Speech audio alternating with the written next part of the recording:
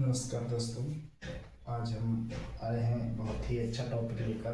त्रिकोणमिति के कुछ अनुपातों के जो मान की सारणी होती है उसको किससे सबसे आसान तरीका कैसे हम इन मानों को याद कर सकते हैं उसको आज हम एक बहुत अच्छी ट्रिक से आपको समझाएंगे जो कभी आप भूलने से भी नहीं भूल पाओगे। देखिए, आपको पहले त्रिकोणमिति के 3 मान याद होने चाहिए। कौन कौन से? पहले साइन थीटा और कॉस थीटा और टैन थीटा, ये 3 होते हैं। ठीक है, अब हम इनको मानों को कैसे निकालेंगे? सबसे पहले हम इनको लिख लेते हैं साइन थीटा, कॉस थीटा और टैन थीटा। ठीक, और इसको पहले मान लेते हैं थीटा का मान 0 अंश, 30 अंश, 45 अंश, 60 अंश और 90 अंश। फिर इनको क्या करते हैं, कैसे भागों में बांट लेते हैं।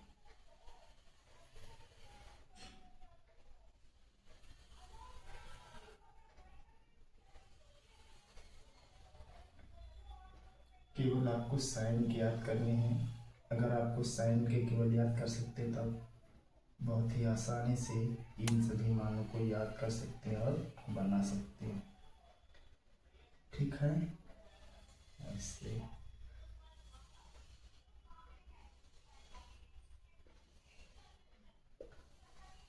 सबसे पहले साइन का 0 का मान होता है तुम्हारा 0।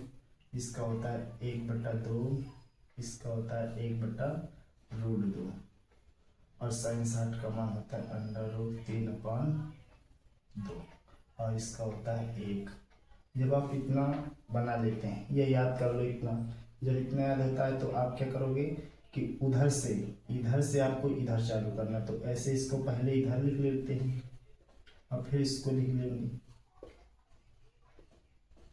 फिर ये तो उसी सम आ गया, उसी सम लाइन में, तो इसको ऐसे ही नोट कर लो और इसको इधर लिख लेते हैं और ये बच्चा तो इसको इधर लिख लेते हैं। बस बहुत ही आसान तरीका है।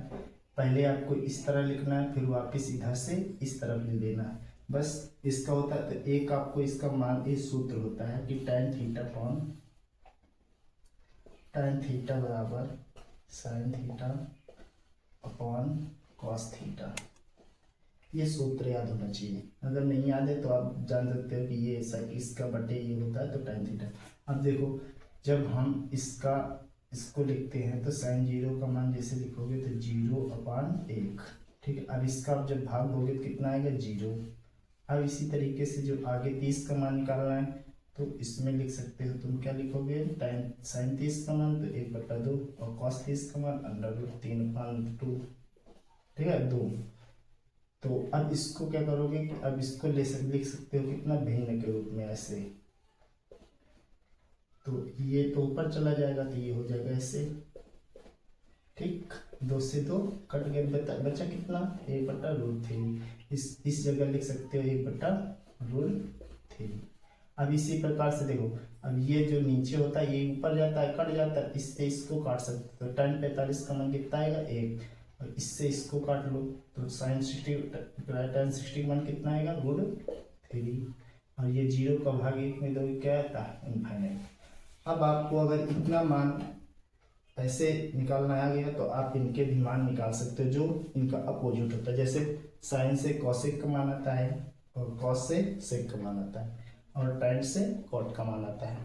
तो इनको भी अगर निकालना है तो बहुत आसानी से निकाल सकते हो। ठीक है, बेसिक इतना होता है। अगर आपको इतना आता है तो आप कोई भी त्रिकोणमिति का जो भी सवाल आता है उसके मान निकाल कर हल कर सकते हैं। अब आपको इसी के बेस में एक छोटा सा सवाल भी देते हैं, कैसे आते हैं इनके सवाल, कैसे यूज होता है, कैसे हम करते हैं। तो देखिए, इसको भी बताते हैं। जैसे लिखा आपको एक सवाल दे दिया गया कि साइन स्क्वायर 30 अंश प्लस कॉस स्क्वायर मान लो 45 अंश।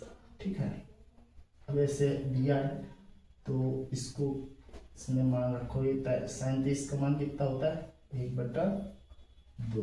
अब स्क्वायर लगा तो इसको स्क्वायर लगा दो, प्लस लगा प्लस लगा दो। अब कॉस स्क्वायर 45 कॉस स्क्वायर 45 का मान कितना था 1/√2।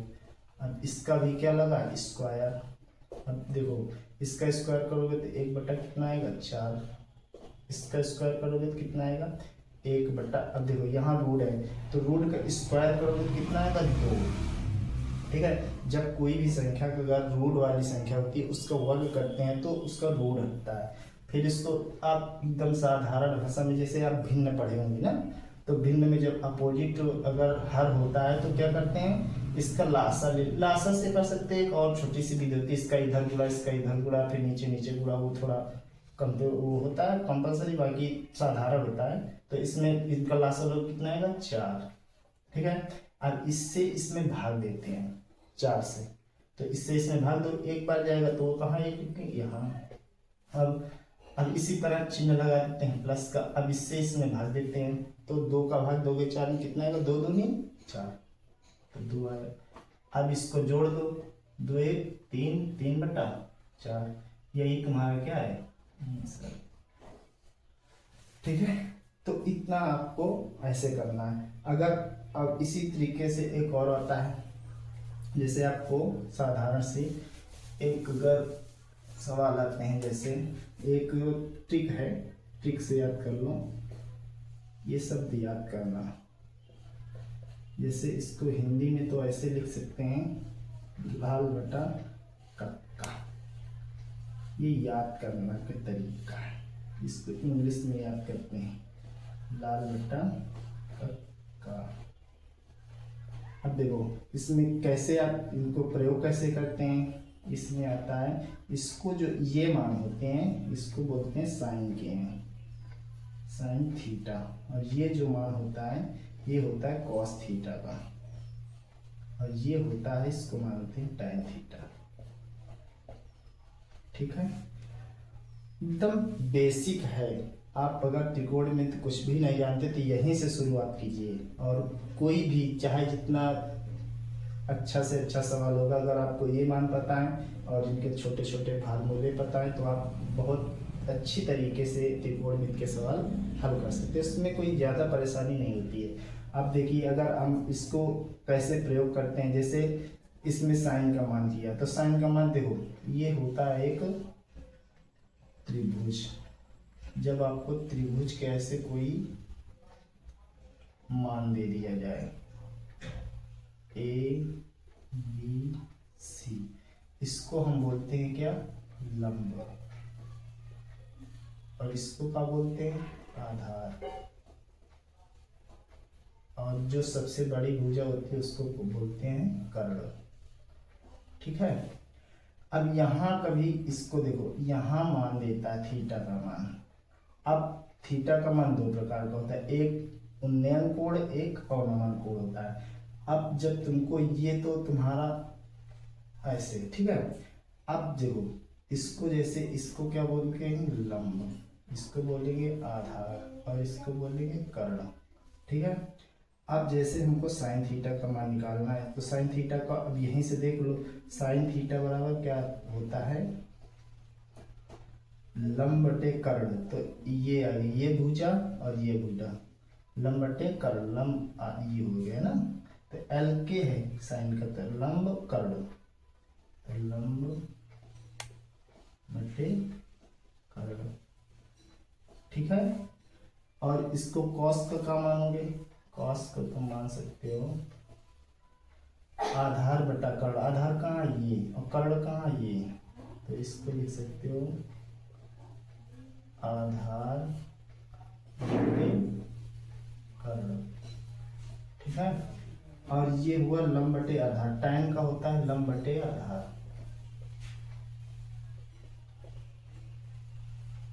लंब बटे आधार।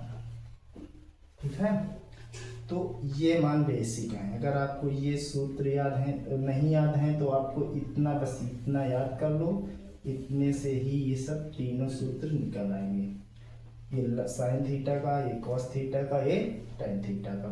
इसी का जस्ट जैसे ये साइन थीटा है तो साइन थीटा का कोसेक थीटा होता है जैसे साइन थीटा। अब इसका भी सूत्र होते हैं 3 इनके, तो आपको इतना याद रखना है और क्या करना है। जैसे साइन थीटा है तो साइन थीटा को आप लिख सकते हो क्या 1/cos थीटा, और इसी प्रकार कॉस थीटा का होता है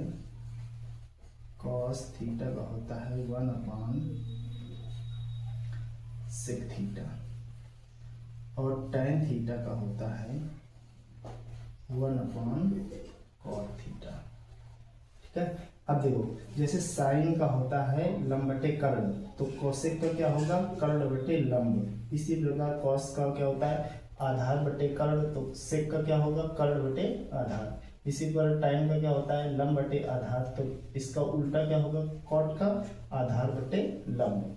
अब देखो अगर हमको कोई भी इसमें दो भुजाओं का मान दिया होता है, ठीक है, चाहे इसका दिया हो ये इसका दिया हो ये इसका दिया हो, तो एक भुजा का आपको मान नहीं देगा या उसको भी निकालने को बोलेगा। तो कैसे निकालेंगे उसको भी बहुत ही आसान तरीके से हम निकाल सकते हैं। कैसे, देखिए इनको आप कहीं पर नोट कर सकते हो, या अगर नहीं याद है तो आप कहीं पर लिख सकते हो या किताबों में मिल जाएगा, तो उसको एक जगह नोट कर लेना। देखो फिर इसको जैसे दिया है साइन a बराबर 3 ऐसे दे दिया, कोई मतलब 5 दे दिया, ठीक है। अब देखो अब हमको इसको पता है कि ये क्या होता है लंब बटे कर्ण, तो लंब मान लो ये इतना हो गया और कर्ण कितना दिया है 5।